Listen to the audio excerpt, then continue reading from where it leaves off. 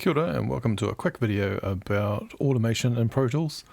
Some of you are sort of getting towards this, and I would advise doing automation last. I usually, when I've got my mix happening, that's the best time. You also make better judgments when the mix is sort of sitting in place.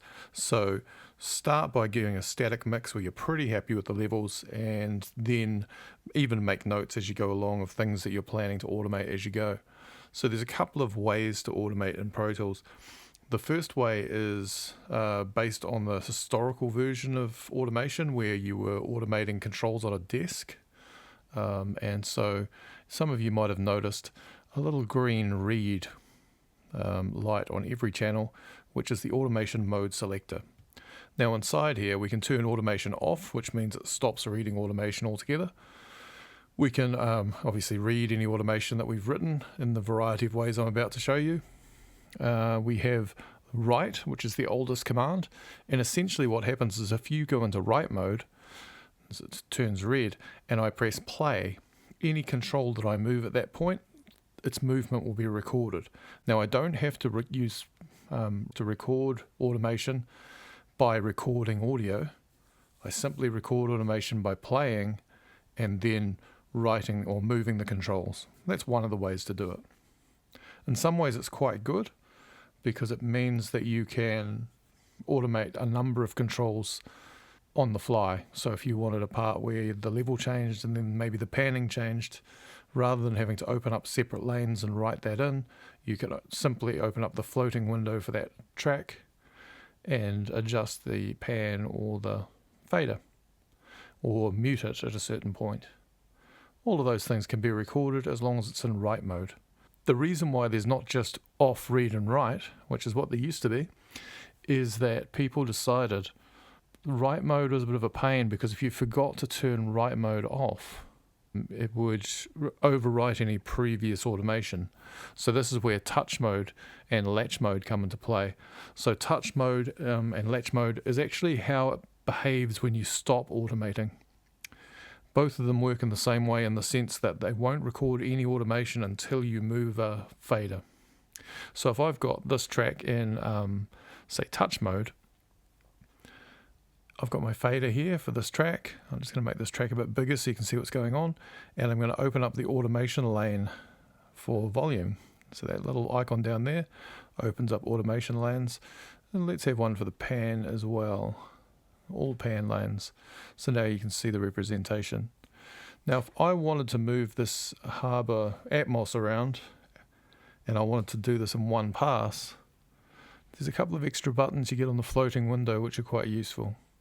So this little chain symbol here links the two controls together.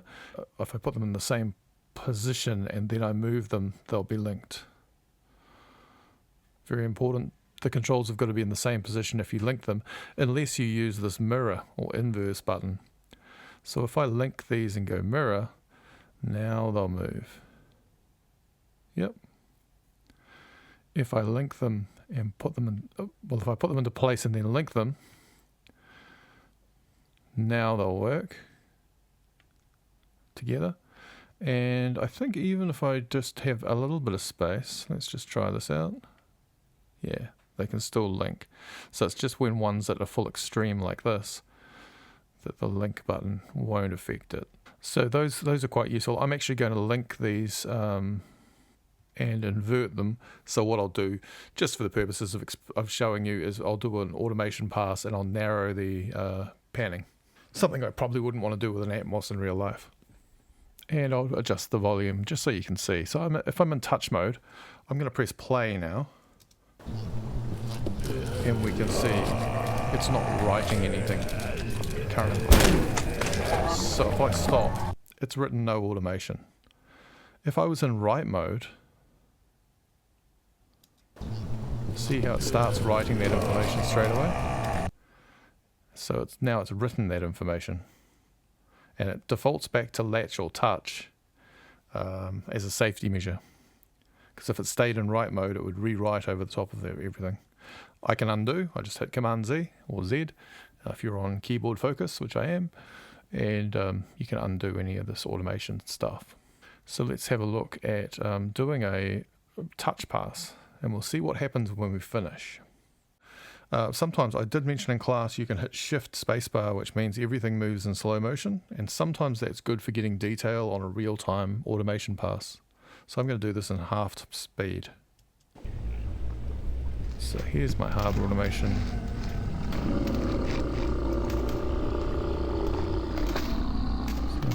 So as soon as I touch the volume control, I moved it. I'm going to turn it all the way down, and then I'm going to let it go. See, it returns back up to the line. Same with the panning. Panning it narrow in, narrow, narrow, narrow for that part, and then let it go, and it drops back out. So you could probably guessed that from touch mode, as soon as I touch it, it starts to write this automation, and as soon as I let the control go, it returns back to the previously written automation. And if I touched it again, it would start again. So it's a way to sort of do little passes, then something happens, then I change something. Now, if I go into read mode, watch the controls.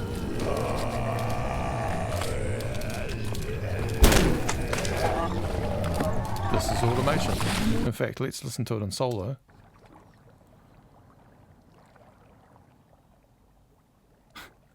Not a lot going on. It is an atmosphere. I should have done something a bit more noisy, and I will for the next part. Gentle lapping of waves. But you saw the controls moving, hopefully. That's the point. So I'm just going to hit undo. Get rid of all of that. By the way, just redo, Shift Command Z.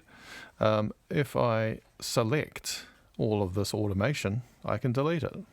By the way, if I wasn't using my automation lanes, I can change my track view to see things. I can look at the volume, and if I'm on the volume, I can delete that. So it's grayed out the audio behind it, so the audio is still there, the waveform. And if I go to my pan left, I can delete that. And if I go to my pan right, I can delete that. And as long as I'm on the right view, I can do that. So I didn't show you that in class because it's actually better to use the automation lanes where you can see things as well as edit the audio. So it means you can do multiple things at once. As you've probably guessed, if I go into latch mode, I'm just going to do the volume this time just quickly. As you probably guessed, when I let the control go, it will stay in place. It will latch until I press stop. Turning my volume down, and I've let the control go now, and you can see it's just stopped, and it's no longer writing, well, it's writing automation, but it's just stopped. When I press stop, it will return back up to the previously written automation because I'm not recording over it. Makes sense, eh? You might be thinking to yourself, well, this is 4 minutes long. Do I just have to let it play through if I want to, from there on, and leave that automation? And the answer is no. You can go up to the automation window, and here you can sort of turn on and off the automation. If your automation is not working, these buttons may have been turned off. So just watch that. And manually write or write on stop are ways to do this. So basically you can, if you're in automation mode and you're recording, so let's say actually I'll just undo this and do this whole thing again. So I'll come from here. So I'm going to turn down my volume. It's going to latch. Let's say I want it to stay at that volume all the way along. I can manually write it to the end. So write automation to selection end. And there it's done. Okay, so some sort of warning. And as you can see straight away, what if I wanted to do a couple of other things, but then I wanted to write to the end, you ask yourself? Well, let's have a try again. So I'm pulling down my Vader. It's going to latch. I'm going to write it to the end when I stop, but I've just decided, oh, there's that bit of volume swell I wanted to do here. Really loud harbour, and then less loud harbour. And from here on, I want to write to the end. So as soon as I press stop, it then writes to the end. So that's kind of like if you want to latch and go to the end when you finally finish manipulating the automation. So this is a really useful thing, and obviously you can write to the start or within a selection. just depending on how you're going. So that means if I had a selection here and I'm writing my automation, and I go here and I go, cool, I want to write that to the whole selection, it just rewrites it. And as you can see, I'll just make the thing bigger. It just wrote the whole lot to this selection. So all of these automation buttons, they only work when you're actually in playback mode manipulating automation, but you can see that they're pretty handy things to do. So I'm just going to delete that now and go back into read mode. So that's a little bit of a quick tour around doing real-time automation. Of course, some of you will want to write it in, and yes, as you probably guessed, Pro Tools can do that. One of the easiest ways to do it, and I'm going to do this on something that's more realistic this time. One of the things I want to automate in this track is the Hell Tower. So the Hell Tower has is a thing in the background. It's sort of a burning, fleshy tower, and that I designed a sound for in a previous video. Here it is. Now, let's just look. So it's just behind the shark. You can see it burning there. So I probably wouldn't do this in real time. Now I purposefully made this a mono track so that it was much easier for me to pan around because it's a single sound source. It is, filling the atmosphere, I guess, with its ominous tones, but I want it to move around. So the first thing I notice, if I look at this video, is that June perspective spins around. So in the opening, I'm just going to go into playback follows edit mode. So here, the Hell Tower is over her back shoulder. Yeah, it's over here somewhere. So my starting point for panning is going to be, so here I've got my Hell Tower, and this is my pan control. I want to start off with it over the shoulder. Now I'm not doing Dolby Atmos. If I was, I'd place the tower as an object and put it behind the listener's ear. So from behind. But because we're doing a stereo mix, well, the best I can do is go to this sort of over the shoulder, far over behind me, on the horizon. So if you think about it in real terms, it's over here somewhere. Actuality, it's back over here, but we can't represent that.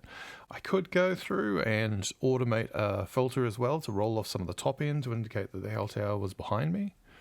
But let's not get too intense in this. You're probably not going to, if you're starting to think about that sort of thing, you might be finished your mix for this introductory exercise. Let's get the Hell Tower. So it's starting over the shoulder, and in some ways it's quite good, I find, to nudge. So, but I'm not going to nudge frame by frame necessarily.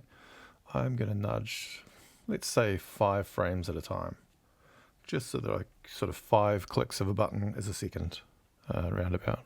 So you see by here, it's directly at the left ear. I'm going to narrow that in a bit. So thinking about our perspective change, I'm just going to narrow that in. So this is where I would put, and I often use the pencil tool for this. So see, I've got my cursor telling me where it is.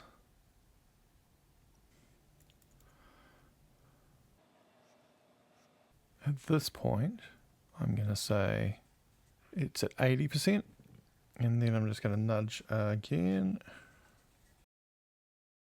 Back 1. June's facing it here. So that's going to be in the center of my picture. With the grabber tool, I can actually see it gives me a little readout. And this on the left-hand side there. You can see it moving around. I want to get that to 0. Yep, so I've got my breakpoint to 0 there. Good stuff. All right, now here, I might want this to be, say, 75. Oh, actually, no, a little closer, maybe 44. So let's just see what that does in terms of panning.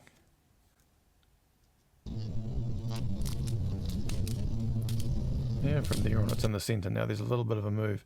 So you get the idea. So I can go through, I can create breakpoints with my grabber tool by holding down the command key and just put a breakpoint in. I sometimes use, if I hold down on the pencil tool, I'll go for the line tool. So this is pretty useful. So here I'm in the center, and if I nudge, it's moved off, so it's behind the shark, so it's moved off to maybe 20 on the right hand side. So here I can go, let's go down to 20-ish. Delete that breakpoint, so I'm holding Option, turns into a thing. There we are at -20. Let's nudge through again. So it stays at 20 for a bit. Oh, gets out a little wider. So here I could go to 40. So I'm going to hold down to here. Now, this is something you might find useful.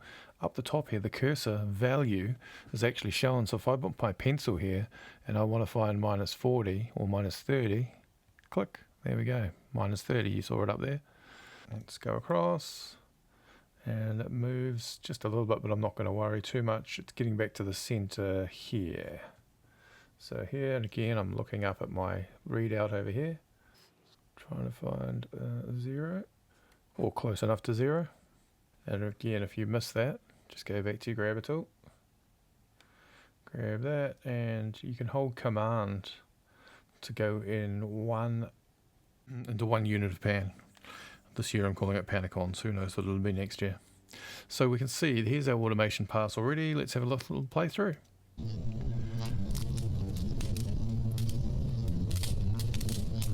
Pretty subtle because it's low frequency, but you get the idea if I was following it through. Now from here, Smart Tool, burp. From here, let's nudge, pretty much stay center, off a little bit to the right, but center enough that we wouldn't, as you saw from this area here, you don't notice it too much. If it was a very sharp sound, if it was a mosquito, it would be like all over it.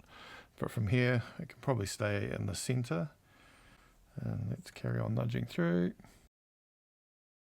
So here's where it starts going from the center. 5 frames later, it's off sort of about maybe 40 to the right. Grab my pencil tool. Let's go 20 to the right.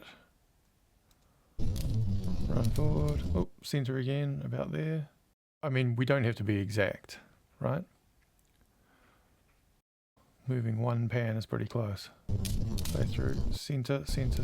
Oh, it's off to the side. About 40. Now it's going off behind me, out of focus. Now it's coming back to the center about here. Yeah, you can see this is going to work out pretty well. So playing through.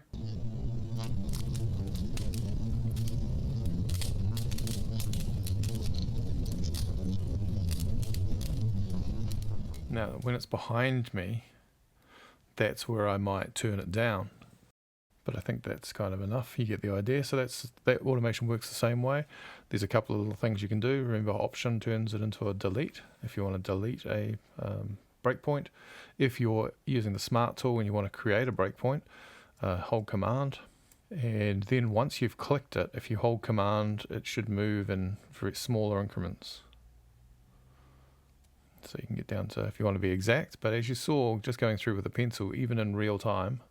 Okay, it's in the center. Those little movements there won't make too much difference. Still in the center. Oh, it's off. So it's just off over here now, to the left. So I'm going to put one, it's still centered there. Let's have it going to the left. Probably could have actually happened about here. Option, click. Off to the side, back to the center. So it's back to the center about here. I'll delete that guy. Still centered. Still pretty much centered.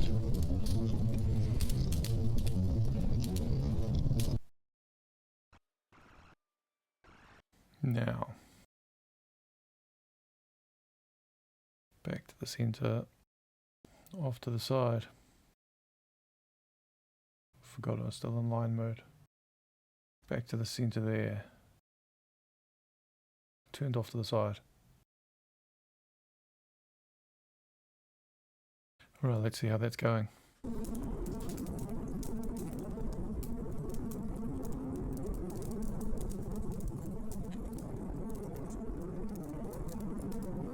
let's say at that point there I want to put a, I want to automate a plugin on that channel. So I'm just going to go to the mix window, find my Atmos track that I've been working on. Atmos Hell Tower, here it is. And oh look, I've already got a plugin. So maybe at this point I want to automate this to boost up, because I want it to be higher frequency for some reason. So quick ways you can do that: you can go up to the automation button on a thing and find the control. Let's say, so I want the mid-frequency gain, mid-band gain, that one there, and I can just add it. Another way you can do it is to hold down Control Option Command, what they call Power Claw, and click on the control that you want to automate. So mid-frequency gain here. As soon as I do that, enable for mid-band gain.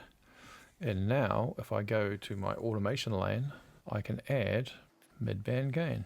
Yep, so it's the plugins appeared, mid-band gain, and now I can go and automate that as well. So I can run that through. Let's bring the video up. And as I run through, so say from here, from the injury area, that's where I really want it to go. Injury. Let's say I want to boost that pretty much straight away. I'm going to put a breakpoint on either side. Boost it up. Maybe a line across here. So I'm just using the line tool. Let's see what happens when that goes through.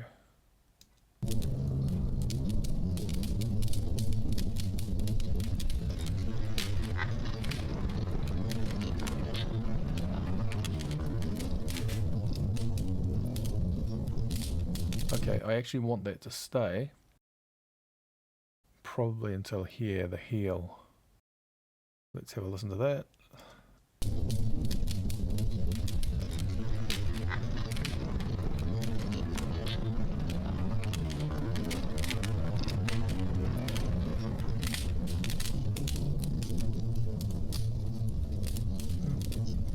Going back to normal. Now there's a whole lot of other effects that are happening at that point. So if I unsolo the Hell Tower, and this one's not mixed yet, we should have.